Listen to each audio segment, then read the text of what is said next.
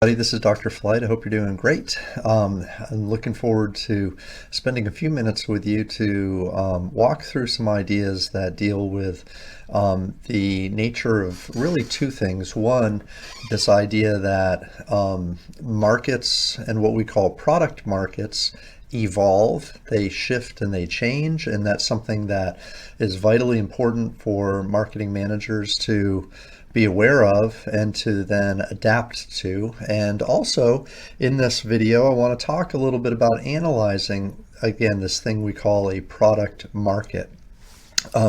This is squarely in the space of strategic marketing, and it helps at a very high level chart the course for an organization, and to be nimble and to adapt appropriately to things around them. And so I want to start by talking about exactly what you see here, seeing the trees and not the forest. And sometimes organizational leaders have a focus, but the focus blinds them to see other things around them. A long time ago, in 1960, an article was written called Marketing Myopia, which was a seminal article and talked about this idea that many, again, business leaders, especially at that time and even today for sure, focus on what they do, and they lose sight of the value they're creating, especially when those value needs by the consumer change and the firm stays locked into a position they can't quite get out of. So as we move forward, let's just look at this a little bit more, this idea of evolving market. So there are lots of challenges that create dynamism meaning change or turbulence or evolution in a marketplace. So think about markets today, where consumers and firms come together, and how complex they are, but also how interrelated they become. When you buy one product, you buy another, served by multiple different companies. A lot of times value propositions are delivered by many companies simultaneously instead of just one delivering it to you, and so on and so forth. So this requires truly a broad sense of the market and a broader vision of who your substitutes are, who can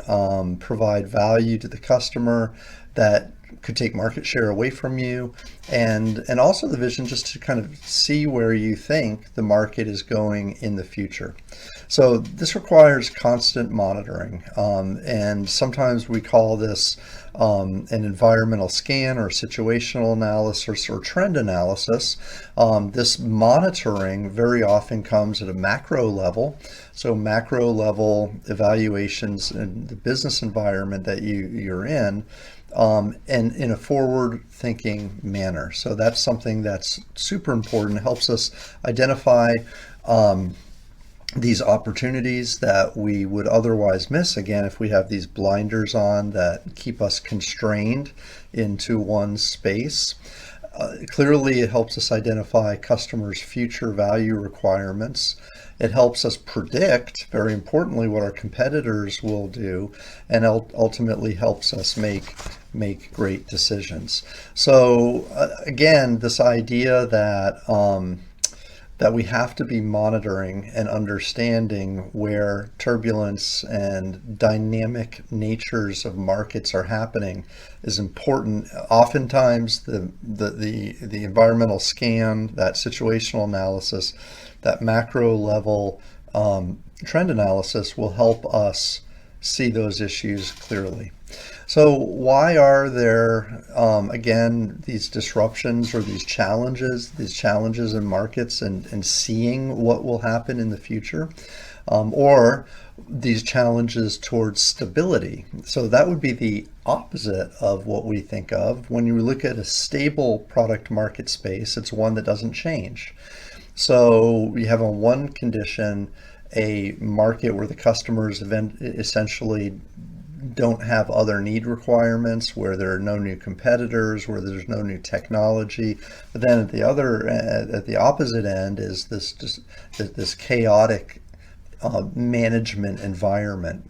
So disruptive innovations are something where a new product, a new technology, a new process is created, a new input, a new invention is designed, and it recreates an environment. And that's something that leads to a lot of catching up if you're not that one who did it, and or understanding how that new technology is going to be incorporated in how we do business. I'll give you an example. Anytime there's a new generation of telecom, 1, 2G, 2G, 3G, we're up to what, 4 or 5G, I guess, and I know they're working on 6G. So the sixth generation of data transfer and this mobile technology. Every generation of change creates a new set of applications that can be powered. And so once that new technology is available, what new ways will we apply it and use it? That will be highly disruptive in the telecom industry, for instance.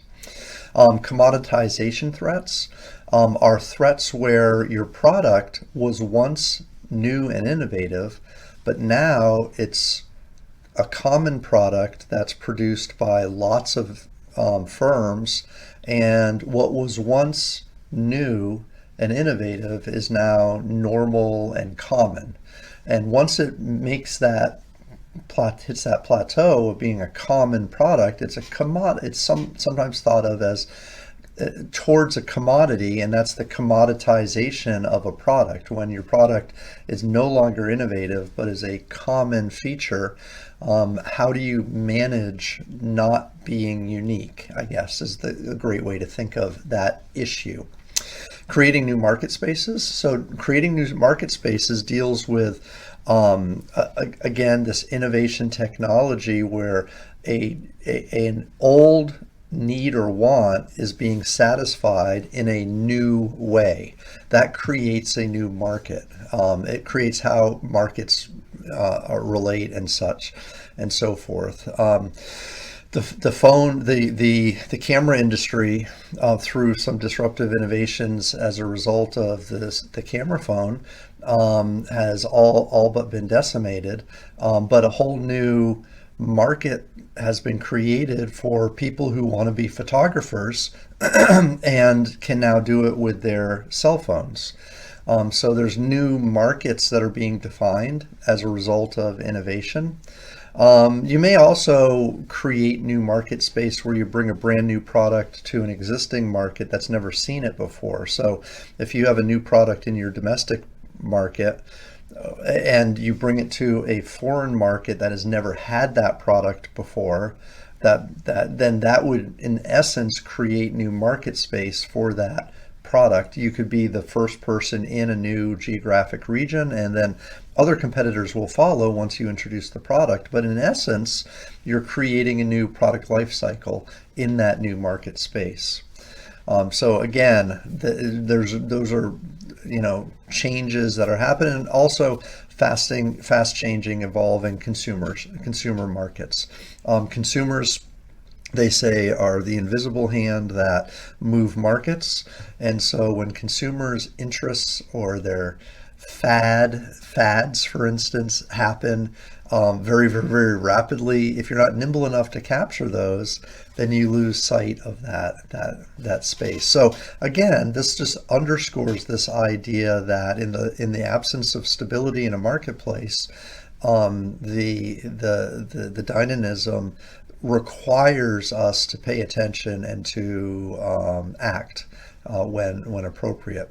So just kind of in a couple illustrations here, if you think about the traditional competitors, traditional business models, traditional ways we do business, if you're a company that was established and you do business and have a certain revenue model and a certain business model for delivering value.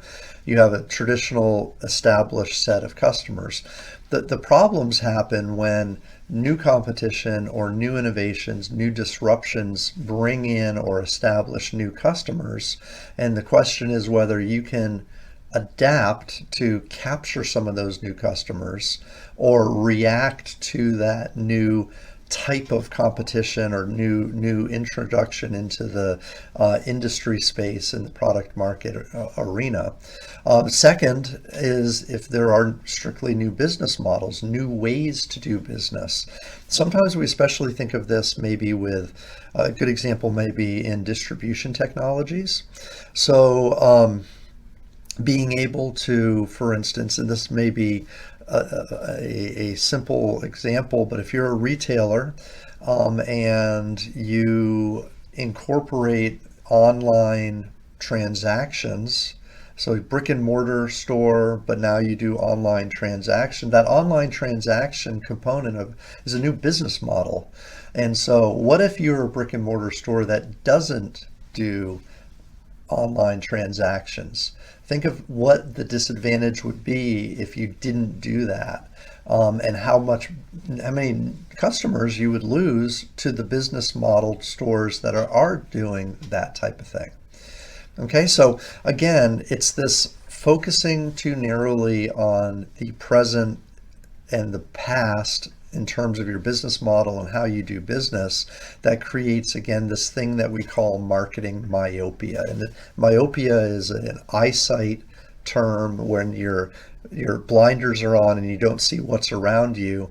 And again, it's only seeing the trees and not seeing the bigger forest, that the bigger environment that's going to impact you very, very quickly. So again, just a precursor, this concept of marketing myopia is historically very important in business management, and again, in the marketing space, it certainly is. And to aid us in this kind of space, we have this thing called an environmental scan or a macro level kind of analysis. So if you were to kind of peel an onion and look at the outside first, the outside deals with external environment issues that we want to evaluate so that we can see these shifts in business models, shifts in markets, these disruptive innovations and things like that, and we can adapt to those types of things. We also, kind of taking one layer in, consider what the market is all about. When we do a market analysis that's focused on a customer only, then we have these W questions where we want to think about, where the market is shifting and moving.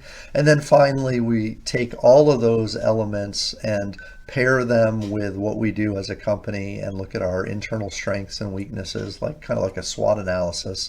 And we identify what opportunities we can take advantage of in the broader space, and build off of those to adapt. And adaptation is the biggest kind of key to at least think about initially.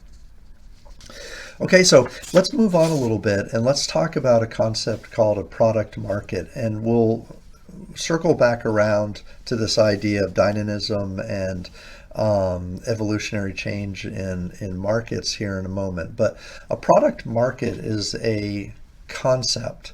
It's a concept that lays out the structure of what customers need and want and the products that are associated with it. And there are a couple tools that we can use in marketing to help managers map out the product market space and really understand strategically things that they can do to best compete in a product market. So product markets exist, and this term product markets is not a new term. It's one that's fairly common. So it may be new. You might not have heard of it before, but it's one that's out there. But basically, the idea of a product market is the intersection between buyers and sellers, or the needs and wants of consumers and the products that are used to satisfy those needs and wants. Just a couple points of memory, just to remember a market. When I say market, is a group of consumers who have the ability and the willingness to buy a product, but they have the same interest, the same need or want. So a market is tied together by wants. Industries are groups of firms that provide the same product. So in the product part of product market, you have the firms that bring products to the market. In the market side, you have groups of consumers who are seeking specific benefits that are common across the consumers, that will be satisfied by products that are there.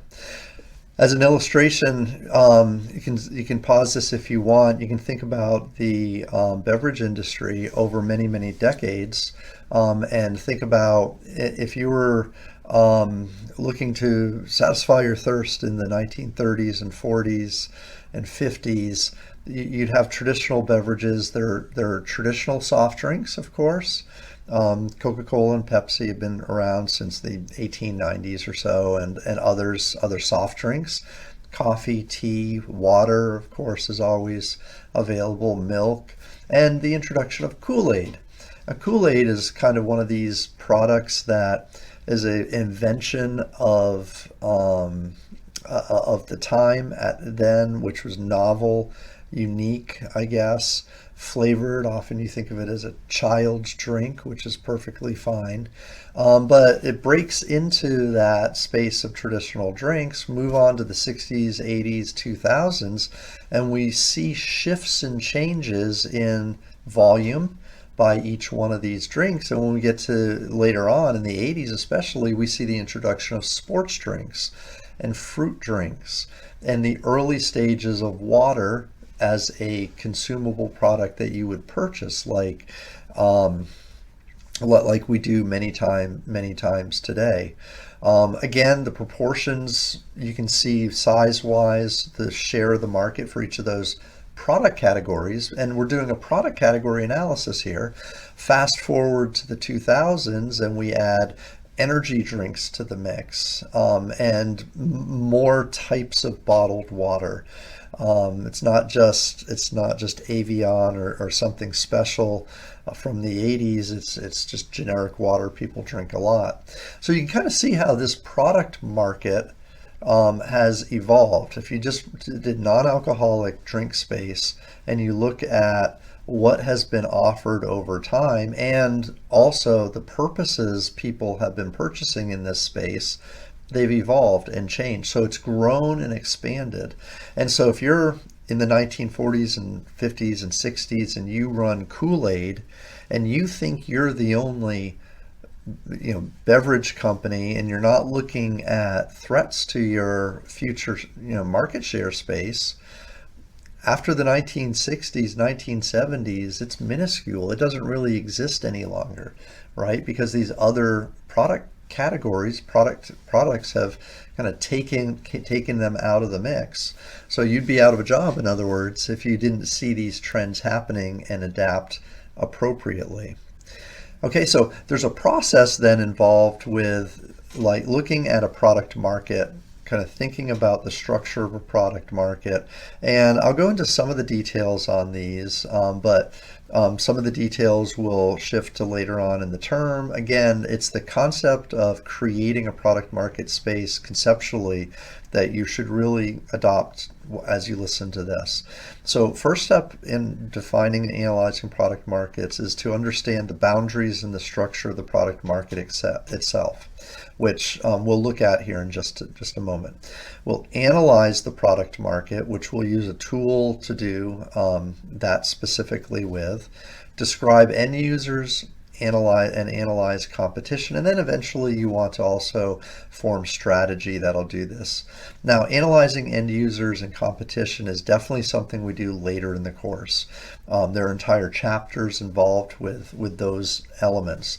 So again, we won't go into huge depth into this entire model or business model or concept. I want you to just get the pieces and understand a little bit about what it is. So the first step, though, determining the boundaries and the structure of the product marketing, again, focusing on these first two pieces, is really important. So what we typically do is we talk about the most generic form of the product, and then eventually we narrow down our focus based on product category, product type, and eventually brands. So we move from a very generic product space down to a specific one. And so in our prior example, you might have considered like purchase drinks or drinks available at retailers, like drinks out of the home.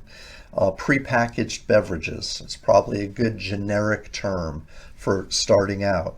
And then you can split off. You might have alcoholic beverages, and then you might have non-alcoholic beverages. So this next level, you get a little bit more focused, though these are still broad, these are still focused.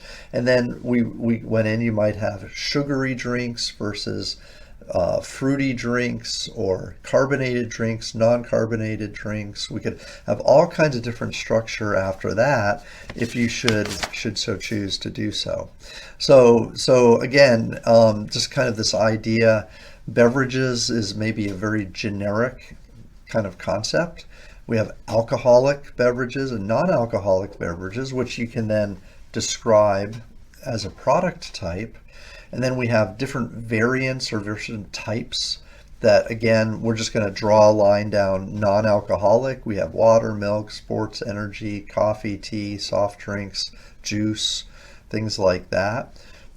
Being even more specific in designing and understanding the product market, you can do other variants. In this case, we're going to draw some lines from soft drinks.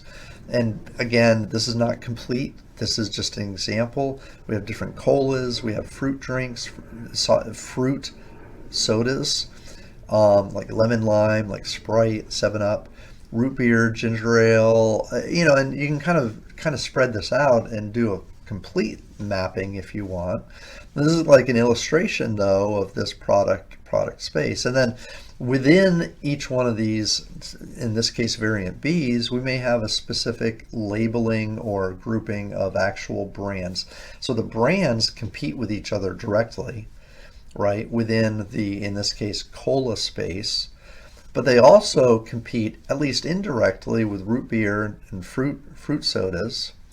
They also, at a higher level, compete with other beverages like juice, coffee, tea, sports energy drinks, and so forth, because somebody who's thirsty might buy one of those instead of a soda, or they might have different dietary needs and want something else. So they would take dollars out of your sales as a result of that. So it's a substitute, but maybe not a direct substitute. And then we have other beverages that are further up, like alcoholic beverages and other things you might classify as well, which might be even more distant substitutes, but still beverages none the same, just the same. And you can go from there. So like, look at the structure and think about how your consumers view the marketplace, but also how the industry is formed, and who these competitors may be. And this will help you understand competitive pressures. It'll help you understand consumer needs and wants, and it'll help you focus exactly on providing a market that's well defined, of a group of consumers that are well defined, what they want. Simultaneously, and just to wrap it back around, it also creates a warning or a caution that if you are a cola brand, you can't be so narrowly focused to think that your product is a soft drink, or even a cola or a soft drink. Your product is a beverage. And if you lose sight that there are other beverages that could emerge, then you'll fall into this marketing myopia myth, this challenge. So again, it's a great tool to use. I encourage you to think about using it. Second thing we're going to look in depth today is something called a product market grid, and it's something we use to analyze the product markets themselves. Okay, so this is a managerial tool, and it's a chart, if you will, based on the products that you offer and the markets that are served within your product category. This is absolutely a strategic management tool because it helps us identify strategy that we'll use to grow. It'll provide growth opportunities, and again, it's kind of in a visual space that helps us understand how the product market is arranged. So think of this as tool number 2 that you're going to really benefit from if you understand it, and it'll help you really see market spaces in a very, very quick and efficient way. Okay, so the product market grid is going to be composed of something that looks a little bit like this, and this is not pretty, I get that. But at the very top, you'll have what we call a product array, and the P's are products, P1, P2, P3. And these are products within a product category. They could be just your products, or they could be the products of the entire industry. So you can put competitors' products in here too. The M's down the side are the market segments for which the products are positioned. So these could be various different groups of consumers who have slightly different product needs, and each one is an M, M1, M2, M3. There are 3 different market segments who desire and have a need or a want or a desire for a product in this product category. But not all their desires are identical. So somebody might want colas, someone might want a fruity soda, someone might want a specialty soda like ginger ale. Those would be 3 different types of consumers, all who want soda, but want slightly different things. And so the P1, P2, P3, if my company has a cola offer, then they would attract that cola market. If they have a fruity drink like Sprite or 7-Up, then they would attract that second segment. And if they had a ginger ale, then they would attract the third segment. So each product's not designed to attract everybody or be for everybody, only specific consumers that are out there. Again, pause this if you want. This is an older image, but it's one that I've used a lot to just illustrate this idea of a product market analysis grid. And this is from Reebok from many years ago. But you can kind of see this idea where you have products across the top and you have markets up and down the side, and each market is a segment. It's a type of consumer who wants a specific type of product within the shoe space, and very often this is athletic shoes for Reebok, although there is a kid's shoe and a walking shoe, the S. Carter shoe line, which you wouldn't think of as necessarily athletic. And you look down and you see that their primary market for the S. Carter shoe is street fashion, is the non-athletic oriented street fashion market segment. So this maps out the available products and positions it and explains the positioning of those products for very specific market segments. Now again, don't limit this, or don't think you have to limit this to just one specific company or yourself. You could do this analysis for an entire industry. Now, you'd have to add, of course, many products from other companies, but this could be a very comprehensive tool if you so choose to do that. It overlays competition in a special way that helps you, again, understand the marketplace. So as we look at this, as we move forward a bit, how do we deal with strategy, and how does this help us form strategy? So what I'm going to ask is that you recall back to something called the Ansoff Growth Matrix. The Ansoff Growth Matrix is typically it's a 2x2 matrix where you have at the top old or existing products, and you have new products, Or you have on the side existing markets and new markets. If you remember this Ansoff growth matrix, basically what you're doing is adopting a strategy based on if you create new products or you create new markets, or you do neither, or you do both. And so there's 4 different strategies that in the Ansoff schema or model. One is called a market development strategy. And if you take the existing product market grid or array or chart that we've developed, you engage in a market development strategy when you go out and find new markets to buy existing products that you already offer. So in this case, we had products 1, 2, and 3, but we've added new markets that we could sell to. And that's a market expansion strategy. It's called a market development strategy. And it's a way for us to grow. It's a growth strategy where we can find new sales that are appropriate. Using the same chart, only moving in a different direction, we can do what Ansoff would call a product development strategy. Now, in this case, we don't create new markets. Instead, we create new products to better serve the markets we already serve. So P4 and P5 are added. So we've created new products, and this is called a product development strategy. Again, we're selling more products, we're growing sales, and we're creating new revenue streams for the company. Again, this is an illustration of how we use that chart to form strategy. A third method here is called a diversification strategy. This is, if you'll remember Ansoff, you'll remember that this strategy is when we create new products that are designed for new markets that we're going to serve, right? So the chart diagonally expands in that particular case. The final Ansoff growth strategy is something called a penetration strategy. And in this case, our goal doesn't change the chart at all. It doesn't grow it left to right or diagonally, but rather what we look to do is create more incentive to have existing customers buy the products that we already offer. So again, the chart doesn't change. It is a growth strategy.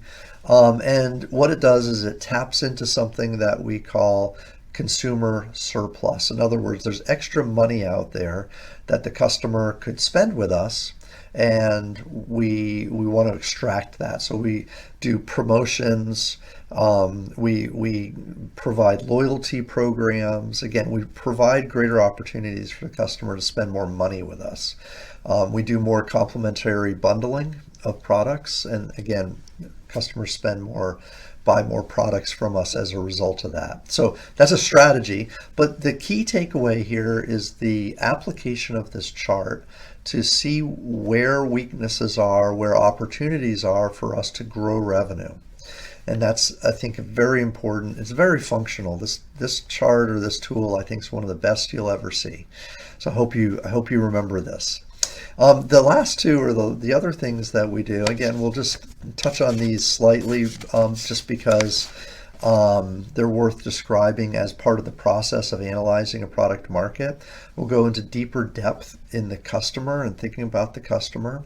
But this analysis should identify who our customers are, who potential customers are, their needs, their wants, like what customers need and want. We should also understand how those needs and wants are being satisfied, if not by our products, by our competitors' products. And then we want to be forward thinking as well. When we do an analysis of customers, we want to try to predict what they will want next. So if you'll recall earlier in this video presentation, we had the W's. When we're doing an analysis of the customers. This is just one model or a framework. There's lots of pieces that we'll add later on. But just if you think about the 5 W's, who are our current customers and potential customers? What do our customers want? What are their needs?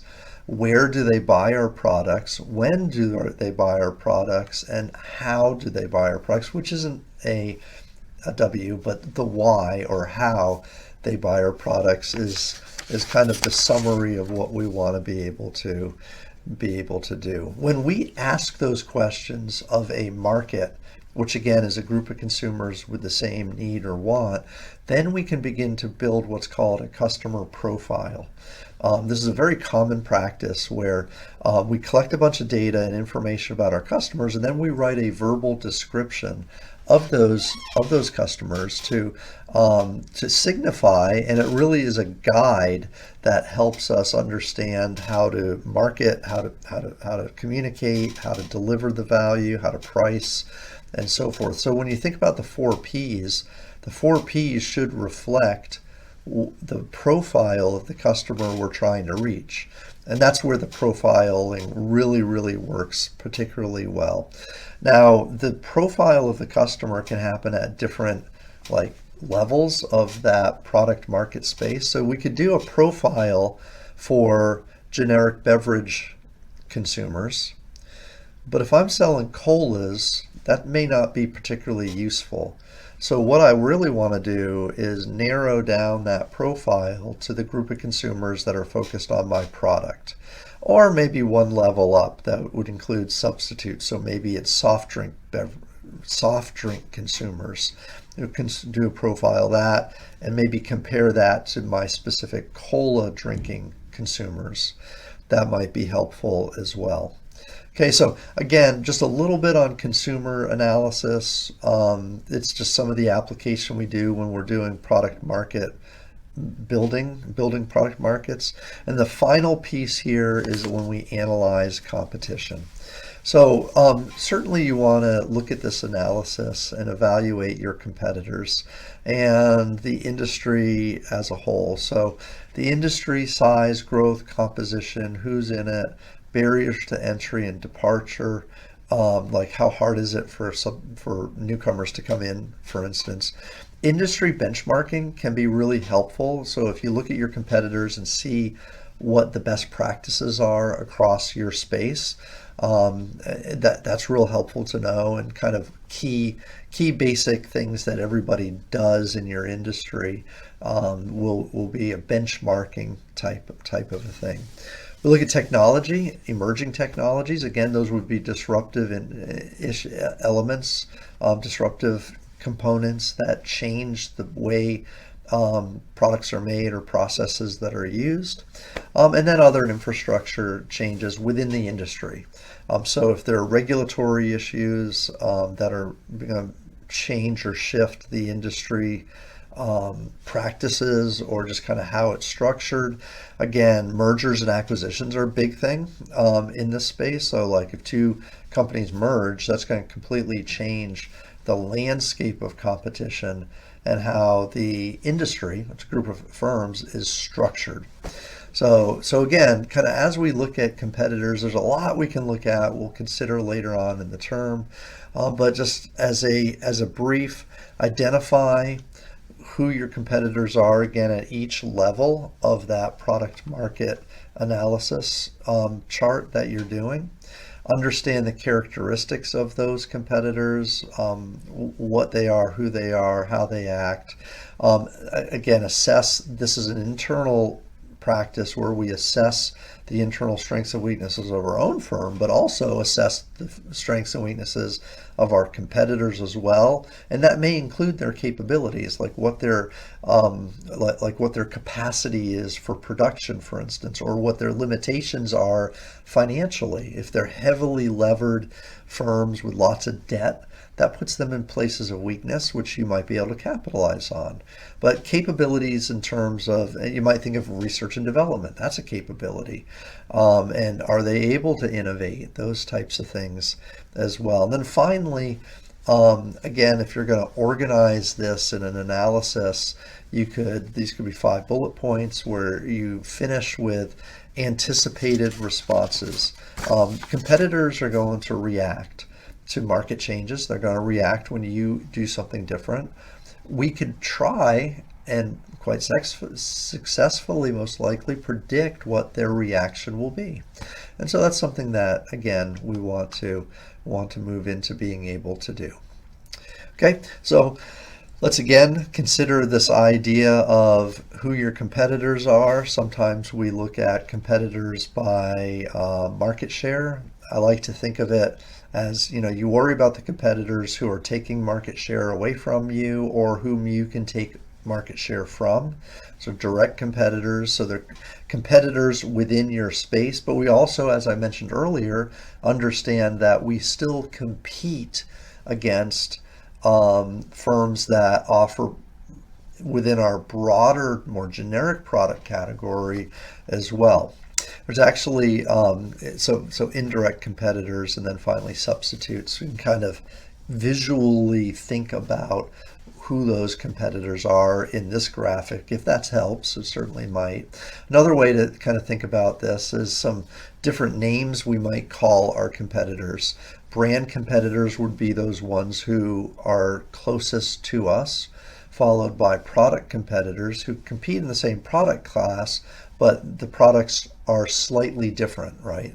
So maybe they're not colas, but maybe they're other soft drinks. Generic competitors, so other drinks, but not necessarily soft drink type things. And then total budget competitors who might be anybody who has disposable income who is buying whether it's beverages or other things at a grocery store. Sometimes we call this, there's actually a measure for this, it's called share of wallet. Not used a lot, but it's a term where if you have $20 to spend on beverages this week, where do you allot your $20 to go? Will some of it go to coffee shops? Will some of it go to energy drinks at the gym? Will some of it go to bottled water that you take with you in the car? The share of wallet, you had $20 to spend. What products got those $20? So it's kind of another way to think of total budget competitors. It's a nice way to think about it, actually, if you think about share. Okay, so the final kind of thing we'll look at again, this idea of kind of where our competition is.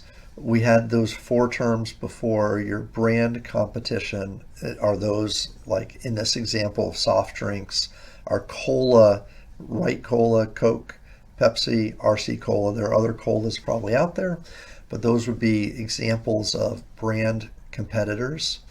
The product category or indirect competitors, it also might be substitutes. So if you want a cola or if you want a soft drink but you don't want a cola, you're still in that same product category space. But it's an indirect or a product category competitor as opposed to a brand competitor. We have substitutes and generic competition. So we have other drinks that are out there. And then this is a stretch, I get that, but budget competition for food and entertainment as a broad category. That might be something that we look at as well. This is, again, maybe these examples aren't great. Maybe other foods, maybe some other beverages here or there might be thrown in here. Maybe a good one in here, fast food is a good one because you're not buying it at a store. And it's not something you do. Maybe a bar where you buy cocktails and drinks and you're served them might be another budget competition example as well. Okay, so anyways, this is just a simple, I just wanted to talk about this idea of marketing myopia. That's a big takeaway from this conversation. But then also the tool of the product market grid or chart as a decision-making vehicle that can help you understand market structure. And summing this all up, product markets in particular, evolve and change. Capturing what they look like in product market structure analysis and that product market grid help us today, but they also help us predict and adapt to the evolution that consumers have and that your competitors place on you as well. Okay, so thank you for listening. I know this was kind of a lengthy video on the topic, but I think it's an important one. And at any rate, let me know if you have any questions. Thanks.